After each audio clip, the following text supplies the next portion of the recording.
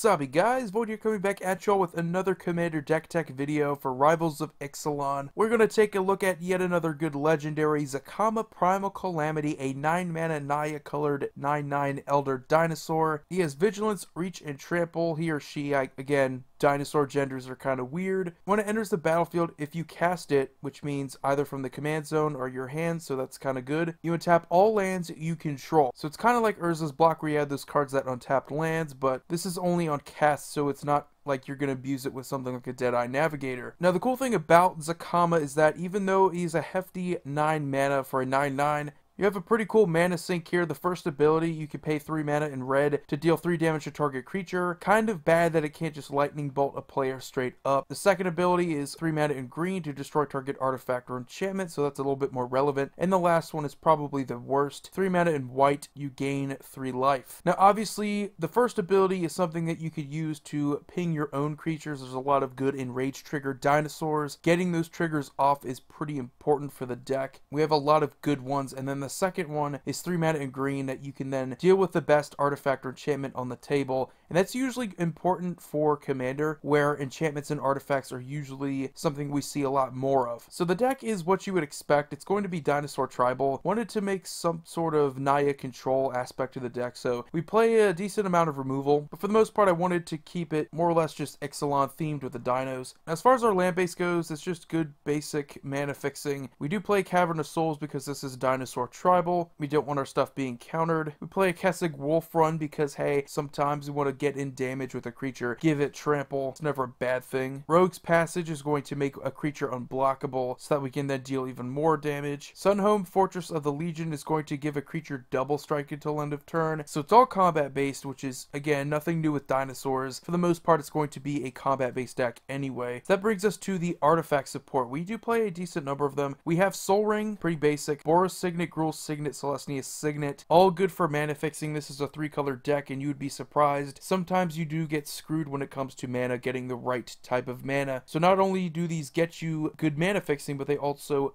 ramp you up by 1. We play Lightning Greaves because once we get Zacama out there, he is a hefty 9 mana. We don't want to have to recast him. It's not the worst thing in the world. We do get to untap all of our lands, but it's best if we can just leave out our awesome mana sink so that we really don't have to recast him if we don't have to. Darksteel Plate is really good. It's important for a specific combo in the deck, but even without that combo, it's still good just to give a creature indestructible. Herald's Horn is good in just about every single tribal deck, going to give you cost reduction, which is nice, and is going to give you an upkeep trigger that you're able to then put a creature to your hand from the top of your deck, and then you get to draw like you normally would, so it's going to give you some more advantage. Lifecrafter's Bestiary is good in any creature-based deck. Getting the ability to draw a card, even if we do have to pay an additional green, is pretty good, and the upkeep scry is pretty underrated. Urza's Incubator, again, this is a tribal-based deck, and we all have the same creature. Cost reduction by 2 generic mana is pretty impressive. Our Zacama does cost a lot of mana, so if we can make him cheaper, that's going to be better. Vanquisher's Banner is going to give us card draw each time we cast a creature of the chosen type. Also a little bit of an anthem there, but more importantly, we do get some awesome card draw. Then we go on to our creatures. We have a lot of good ones. Kinjali's Collar is not a dinosaur, but is going to give 1 generic less, so that cost reduction is pretty decent, and it's a 0/3. Priest of the Awakening Sun has an upkeep trigger where we can reveal a dinosaur card from our hand and then gain 2 life. And then we can always pay 5, sacrifice it to search our library for a dinosaur card, and then put it into our hands. So in Commander, very useful. Not really much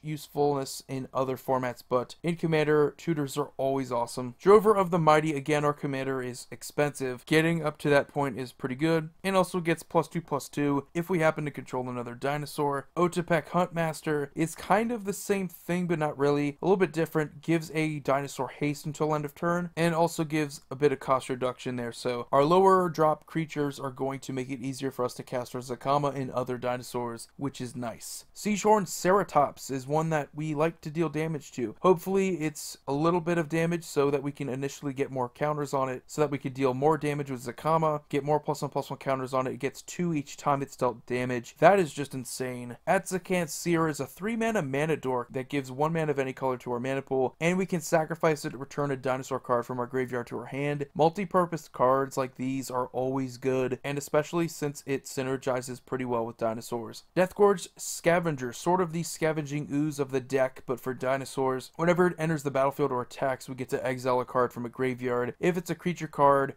we gain 2 life. If it's a non-creature card, the scavenger gets +1/+1 until end of turn. So mainly there for that graveyard hate, which is very underrated in Commander, where there's a ton of good graveyard decks. Exiling good win cons is never a bad thing. Kinjali's Sunwing, another thing that's also underrated, is slowing down your opponent's creatures. They enter the battlefield tapped. A 2/3 flyer, so decent evasion, gonna get in there pretty early, and just a creature that you want in your opening hand. Gonna set the tone for the rest of the game. Rampaging Ferocidon got banned in Standard, but it is fantastic in Commander, and not even just for dinosaur decks. I could definitely see it in a whole lot of other decks, but for this one, a 3/3 with Menace is okay. Unfortunately, you can't gain life off of Zacama, but who really cares? Whenever another creature enters the battlefield, it deals 1 damage to that creature's controller. We play creatures, but we don't play a ton of them. There are a lot of decks that can spam out creature tokens, and those decks are pretty common in the format, so if we can punish those decks, we should be pretty good. Ranging Raptors is awesome. Whenever it's dealt damage, we get to search our library for a basic land card, put it on the battlefield tap, which is one of the better enraged triggers for Commander. If we can keep getting our land drops, we can ensure that later in the game we have a Zacama to cast. That is never a bad thing. In this one, Thrashing Brontodon, 3 mana for a 3/4 that has the activated ability where you can sacrifice it to destroy target artifact or enchantment, is incredibly powerful. These creatures that sit on the field until there's a threat to be dealt with are amazing. And all for the cost of just paying 1 mana and sacrificing it. That's pretty awesome. Then we have Wayward Swordtooth, sort of the Azusa of the deck. Doesn't give 2 land drops, but is an awesome 5/5 with Ascend, which is kind of a joke in Commander. We should be able to get it pretty easily. It can't attack or block unless we have the City's Blessing, so there's a little bit of a restriction there, but it's not too bad. We do play Forerunner of the Empire, which is a combo piece with Polyraptor. We'll talk about that more later, but getting any dinosaur, not just Polyraptor, or putting on the top of our deck is pretty nice. Creature tutors is a cool thing that they printed them for Rivals of Ixalan. Knight of the Stampede, again, kind of like Kinjali's Collar, but for 2 mana less, so that cost reduction, pretty underrated. Not considered a dinosaur, but who really cares? It's going to help us get out our better dinosaurs. Needletooth Raptor, whenever it's dealt damage, we could deal 5 damage to target creature an opponent controls. So if we get something like Forerunner of the Empire pinging all of our dinosaurs, we can then deal 5 damage to target creature an opponent controls, which is enough damage to really kill a lot of stuff in the format, which is pretty nice. Ripjaw Raptor, pretty good dinosaur. Whenever it's dealt damage, we get to draw a card, which is one of the better enraged triggers for just any format, really. Drawing a card outside of just your draw step is usually pretty nice. Raging Swordtooth is a way that we can get our enraged triggers pretty easily. It deals 1 damage to each other creature, so if our opponents have 1/1 flyers, 1/1 tokens period, we can just sweep them all and just ping all of our good enraged trigger creatures so that we can then get their value, which is fantastic. This card is awesome in the deck. Regisaur Alpha is also pretty good. Gives all of our other dinosaurs haste, and when it ETBs, we get a 3/3 green dinosaur creature token with trample, so going to help us out, especially if we have those big turns with Zacama. We can then play Regisaur Alpha afterwards, and then our Zacama does have haste, so a pretty cool card, awesome for this type of deck. Temple Altasaur is going to prevent all damage except for 1 to each creature, if it would be dealt damage, of course, to our dinosaurs, which is fantastic. Going to allow us to get our enraged triggers off a bit easier, and it is a source, so if we want to then use the first ability of Zacama to then lightning bolt one of our creatures, it's just going to deal 1 damage instead, which is pretty nice. Good enabler there. Trapjaw Tyrant, 5 mana, 5/5.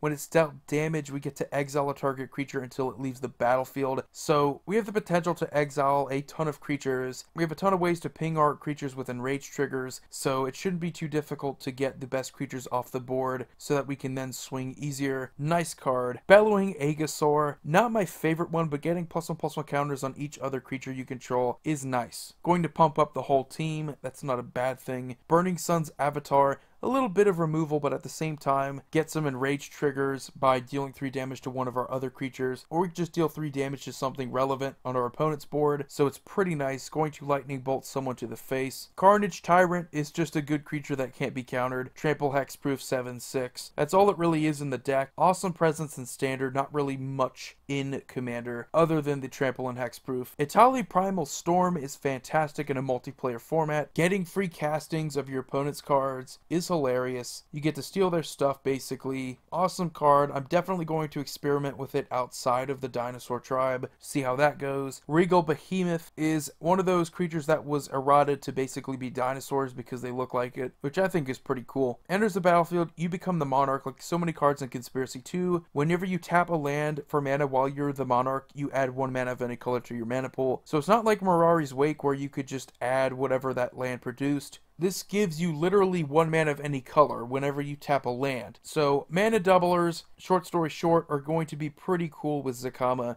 We get to untap all of our lands, so we could essentially just float a ton of mana at some point in the game. Sun Crown Hunters is another cool enrage trigger. We can then deal 3 damage to target opponent whenever it's dealt damage, which is nice. A lightning bolt to the face is something we could abuse. Goring Ceratops is awesome once we have our board developed. Has double strike, and whenever it attacks other creatures we control, gain double strike until end of turn. Our commander is a 9/9 with vigilance and trample, so that's definitely something to keep in mind. Silverclad Ferocodons, one of the deadlier dinos with enrage triggers. Each opponent sacrifices a permanent whenever it's dealt damage, so if you were to deal 3 damage to it, it's not going to force each opponent to sacrifice 3 permanents, but rather just 1 permanent because it's each instant of being dealt damage. Doesn't matter how much. Thundering Spineback is a way that we can abuse our excess of mana. Pay 6 mana each time we want to create a 3/3 green dinosaur creature token with trample, and gives an anthem to our other dinosaurs. So one of those cards I'm surprised I don't see in a lot of other commander dinosaur decks, but pretty good card. Verdant Sun's Avatar is going to gain us a ton of life, equal to the toughness of a creature entering the battlefield, and that is including Verdant Sun's Avatar, so as soon as we play it, we gain 5 life. Play our commander maybe, we gain 9 life. It just keeps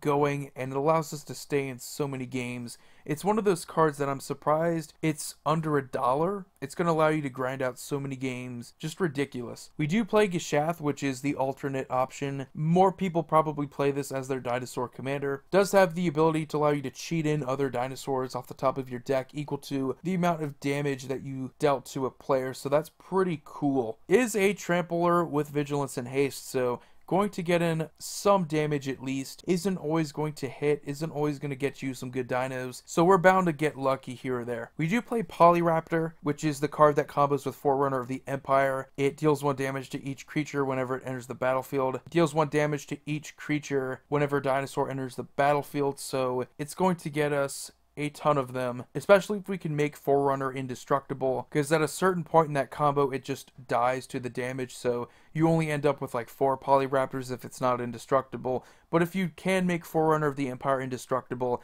you can get infinite Polyraptors, which is just insane and pretty much board wipe at the same time, because that's what is going to happen. 1 damage an infinite number of times to all your opponent's creatures as well. Pretty nasty combo. Awakening Sun's Avatar is going to destroy all non-dinosaur creatures when it enters the battlefield, especially if you cast it from your hand. It does nothing if you just reanimate it, so that's a pretty cool thing. Nice little board wipe. We do play one of the other elder dinosaurs, Zetalpa Primal Dawn, 8 mana and white for a ton of good keywords. Flying, double strike, vigilance, trample, and indestructible. That's about it. That's just a huge body, 8 toughness in the air. Going to put in so much work, even though it doesn't really do anything else. Pretty good keywords though. Galta Primal Hunger. This should be just 2 green mana to cast it. Like if it's anything more than 2 green mana, you're not playing dinosaurs right. And what you get is just a 12/12 trampler for 2 mana, which is just insane in any format, even Commander, where you get a ton of massive creatures. Just ridiculous. Then we move on to our enchantments. We play 5 of them. For good consistency, we always want to play Sylvan Library in our green decks. Going to give us the option of keeping cards at the cost of 4 life beyond the first one we draw, so that's always nice having that option, even if you do end up taking a loss when it comes to your life total. Card advantage is always a good thing. Pyrohemia, you can deal 1 damage to each creature and each player for 1 red mana, and that is an awesome activated ability on enchantment because we do have a lot of good enraged creatures. Polyraptor and Pyrohemia, if you have the mana, you can basically just win the game right there. Mirari's Wake, another good mana doubler. Like I said earlier, mana doublers are awesome with Zacama, untapping all your lands. You can float a bunch of mana and do a whole lot more on your turn than you normally would, and it also gives an anthem to all of your creatures, which is fantastic. Warstorm Surge, we don't always have the best win cons in this deck. It's for the most part our creatures, so if we can just deal damage off of our gigantic dinosaurs entering the battlefield, hopefully that is enough to allow us to win the game. Imagine having Polyraptor coming out there, and then have each other Polyraptor come into play, deal 5 damage to players. That's just going to get out of hand. And we do play Zendikar Resurgent, another good mana doubler. Also has the upside because it is also pretty expensive. Whenever we cast a creature, we get to draw a card, so it's good consistency in our mana, going to double it up, and also going to get us some good card draw. So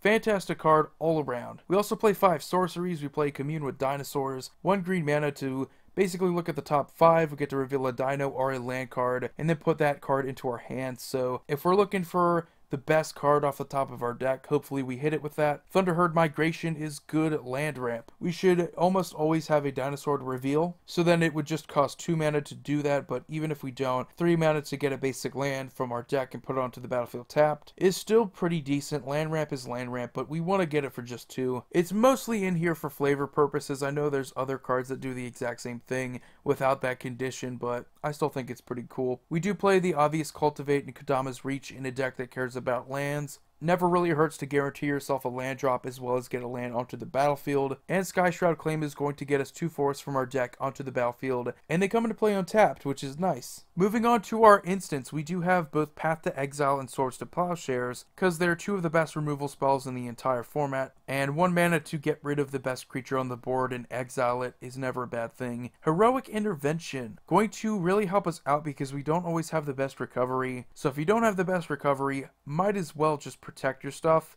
and do a better job of doing that. So permanents we control gain hexproof and indestructible until end of turn for just 2 mana, instant speed, fantastic card for commander. Beast Within, Cross and Grip are all fantastic removal spells for 3 mana. Beast Within's going to deal with any permanent you want, destroying it and basically replacing it with a 3/3 token. At instant speed in green, you can't really beat that. Chaos Warp is going to deal with, again, any permanent. It is a little bit better though, because you don't destroy it, you shuffle it back into the deck. Only downside is they have the chance of getting something even better off the top of their deck. Cross and Grip, Split Second, going to destroy the worst artifact or enchantment on the field that is giving you all kinds of problems. Split Second speed means that they can't really respond with it. Anything other than triggered abilities or mana abilities can't really respond. And then we do play Return to Dust because this is a little bit more about removal. It's about playing a little bit more of a control theme to the deck that would normally just be dinosaurs. So that's why, I mean, Zacama would be a little bit more preferable, at least to me, because you have these options. Gishath is just a good, punch you in the face type of deck. Zacama is more or less just, well, let's see how the game plays out. I have all this mana to work with. I have all these options, and I have some good removal to back it up. Return to Dust is awesome removal, because at the very worst, you could just format it instant speed, exile an artifact or enchantment, but it's even better on your main phase. You can exile up to 2, so that's just fantastic. Good removal, exiling removal. So anyway guys, hope you enjoyed this deck tech for Zacama Primal Calamity. I'm not gonna lie, probably one of my least favorite commander options from the set, but nevertheless an interesting one to build around. And it just seems like the set as a whole, as we're nearing towards the end of at least the commander deck techs for the set, or at least the interesting ones. I might do one for Azor, I might do one for Itali, but that's about it. I don't really think I'm going to explore many more options aside from those 2, but Zacama just offers you a lot. I love mana sinks on commanders whenever you have those options. Even if they're subpar options, they're still options. At the worst case scenario, if your opponents want to get rid of them, you can then respond. I love responding on my opponent's end step, so I can just spend all that mana there, make myself less of a target because I'm doing it at their end step. All good things. You have the advantage of timing with mana sinks as well. So, fantastic card. I like it. Not overwhelmingly powerful in Naya colors, but Naya is Naya. It's about gigantic creatures anyway, so hope you guys enjoyed it. Can't wait to do another deck tech. You guys have a wonderful day. Void here signing off.